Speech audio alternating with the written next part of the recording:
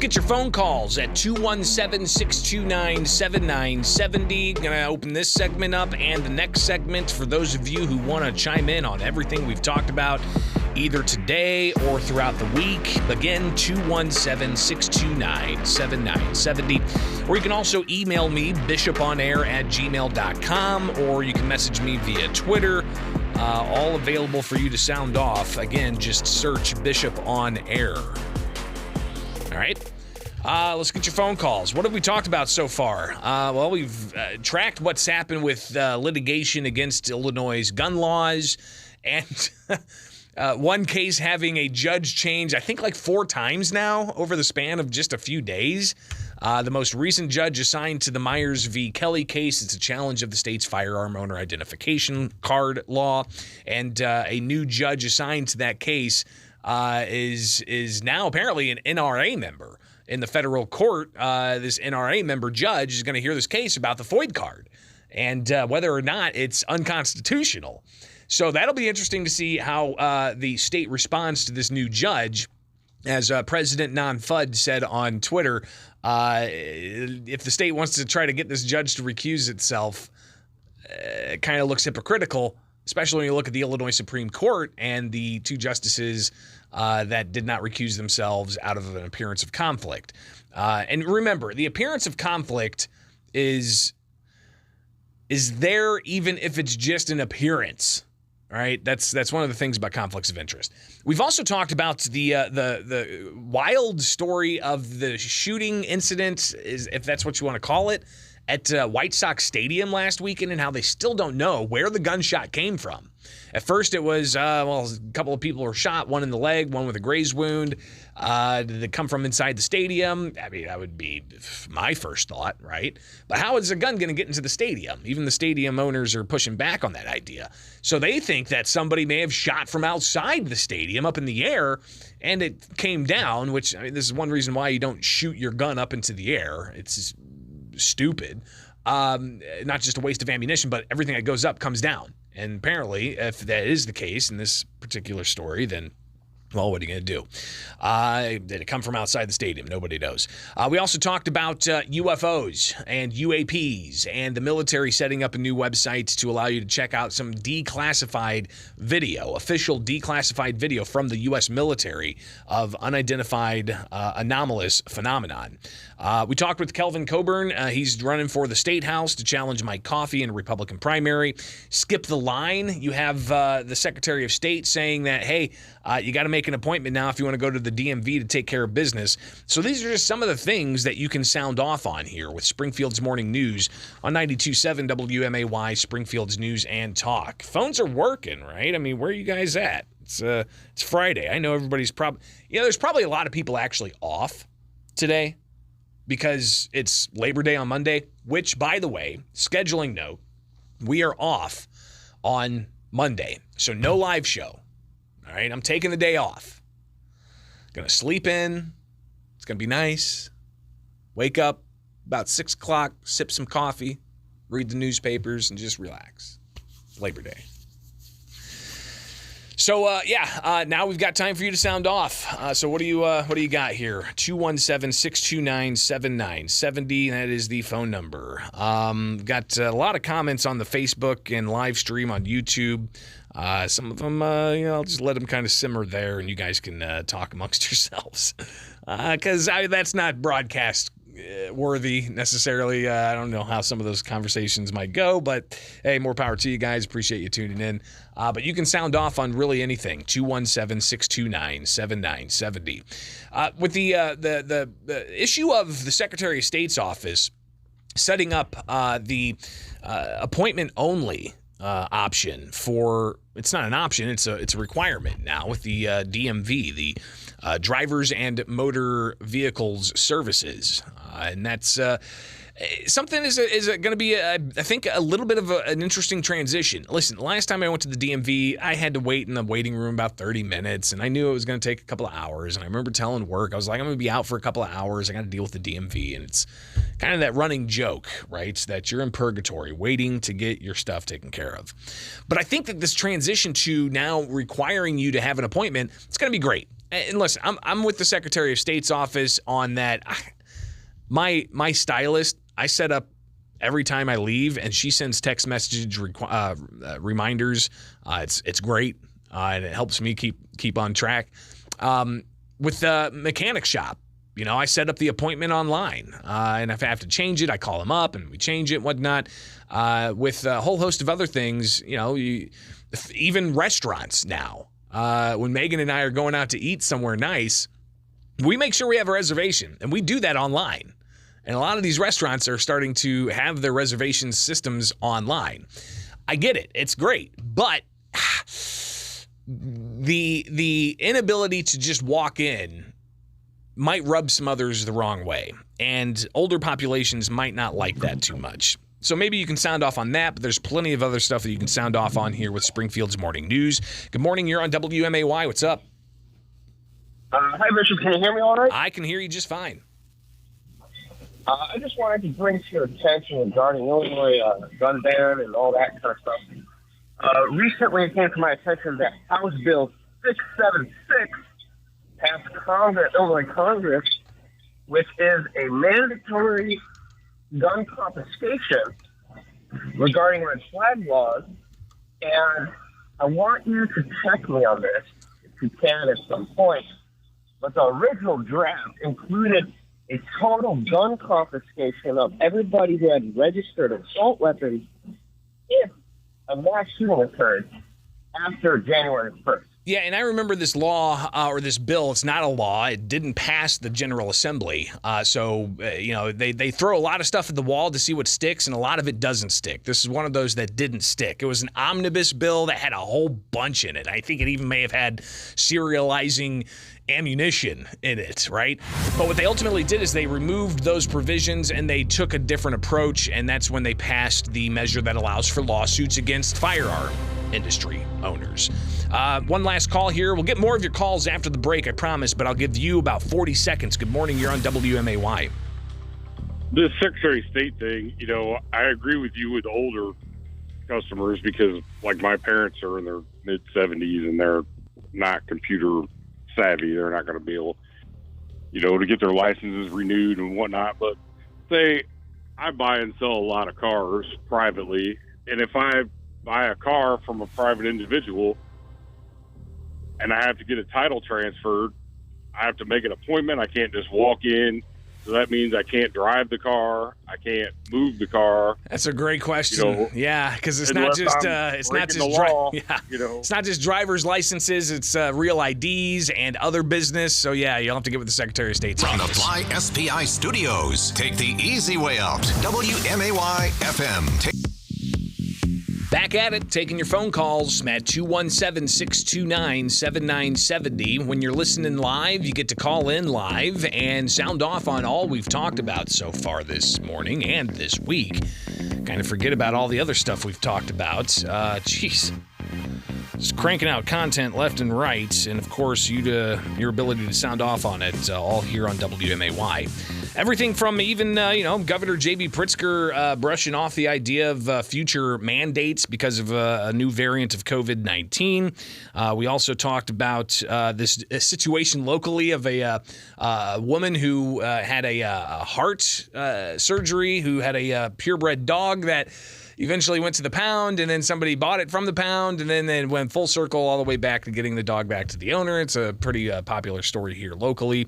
Thanks to Scott Reeder for joining us earlier this week. But we focused a lot on gun laws and litigation against them and other state laws that have lawsuits against them. But let's go ahead and get your phone calls at 217-629-7970. Good morning. You're on WMAY. Morning, Greg. Hey.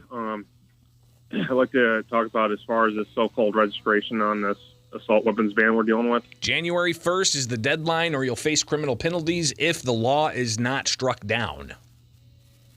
This registration is not a registration. It's an affidavit. An affidavit actually violates your Fifth Amendment rights to not self-incriminate yourself.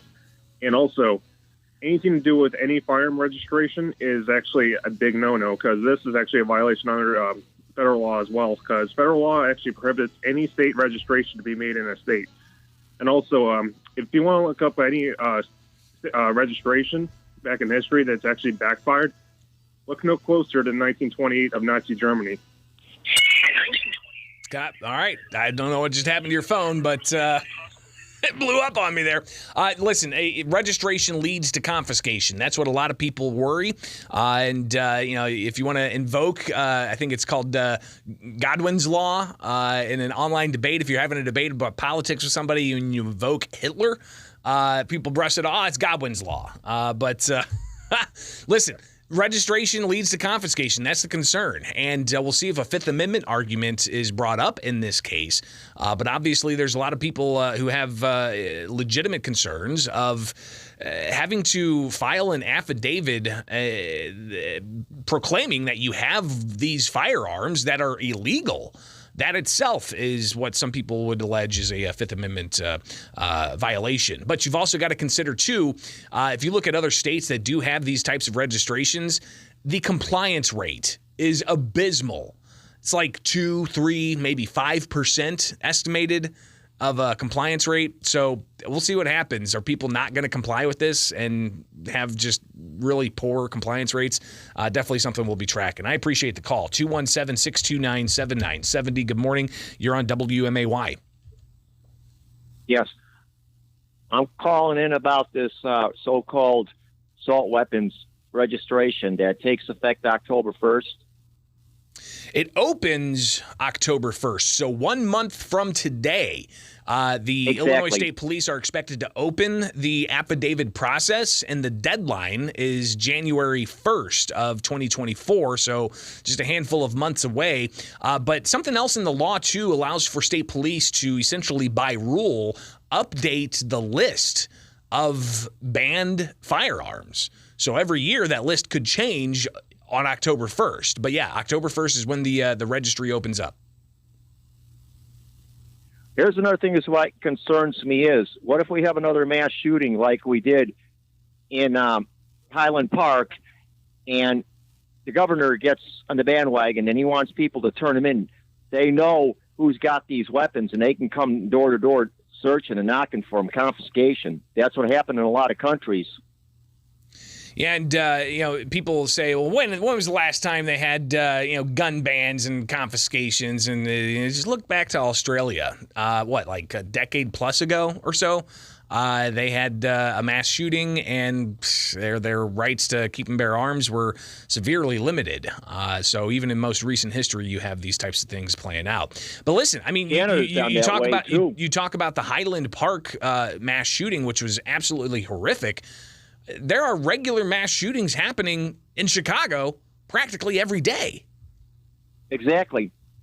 It's never going to go away because it's not the availability of guns, it's the people. It's anytime you're in a democratically controlled city, you're going to have problems like that. And in Chicago, that's nothing new. It was like that decades ago. A lot of robberies, gangs. And these individuals don't care about the law. I see cartoons all the time. Appreciate the call. See cartoons all the time of somebody walking up to a bank, and it has a gun-free zone sticker on it, and the robber's like, oh, I can't go in there with my gun. Okay. Now criminals really don't follow the law. That's why they're criminals. So that's why you still see on the streets of Chicago videos of young people sharing them holding handguns with extended magazines, them carrying around, semi-automatic rifles, and conducting, armed robberies with these firearms. So even though the ban's been in place since January 10th, these firearms are still on the streets in the hands of criminals in Chicago. Good morning. You're on WMAY. Greg, are you telling me that criminals don't follow the law? I think that's what I said, yeah. But going back to the gun registry, future confiscation tries they're going to try to do. You brought up Australia. I'll bring up Canada, which is even more recent.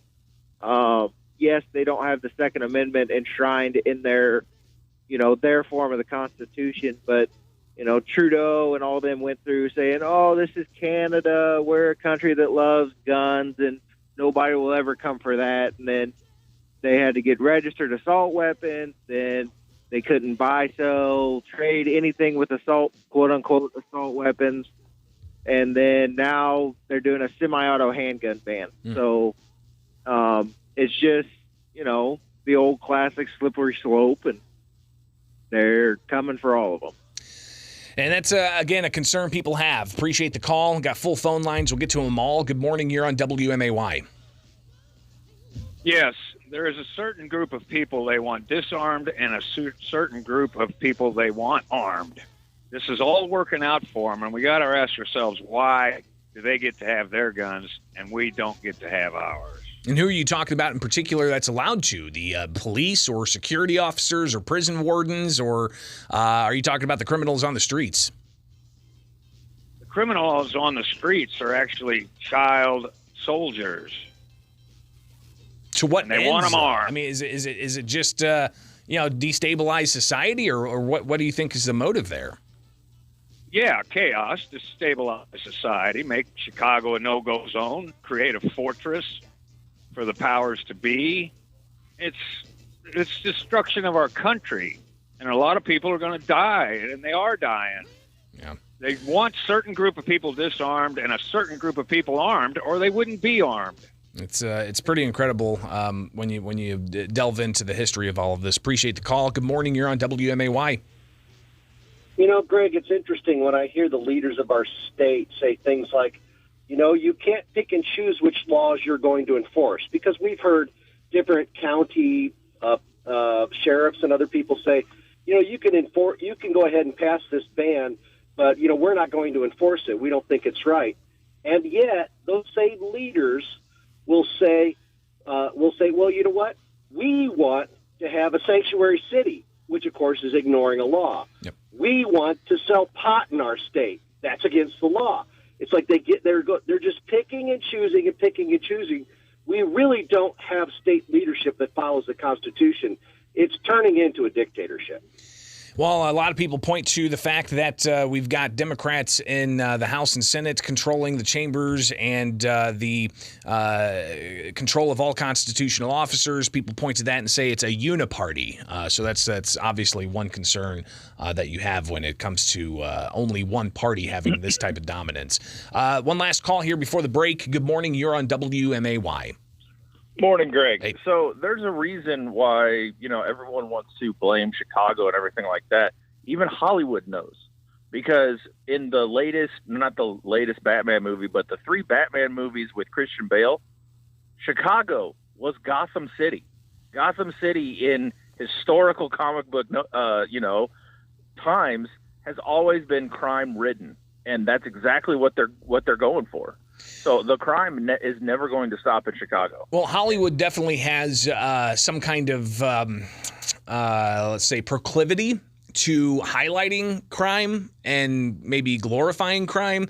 I was scrolling on Twitter and saw an advertisement for a new Starz cable TV show. I can't remember what the show was called, but it was about Chicago in particular and crime in Chicago and some gangbangers shooting up people and, doing nefarious things. And it seemed like a really violent show out of Chicago, like the storyline's based in Chicago. So, yeah, it's not necessarily something you want your city to be known as. What I also love and hate is all these guys, all these criminals who are brandishing, the extended mags. Dude, they got all the money, because I don't know about you, but if you've seen the prices of ammo, all these extended mags, they got more money in one magazine than I do, in my bank account. So, just brother, with you need to do better at saving. That's. Have a good weekend, buddy. You too. Happy Labor Day. It is Springfield's Morning News on 92.7 WMAY, Springfield's News and Talk. Appreciate everybody chiming in. Seems that the gun and magazine ban still very fresh on a lot of people's minds.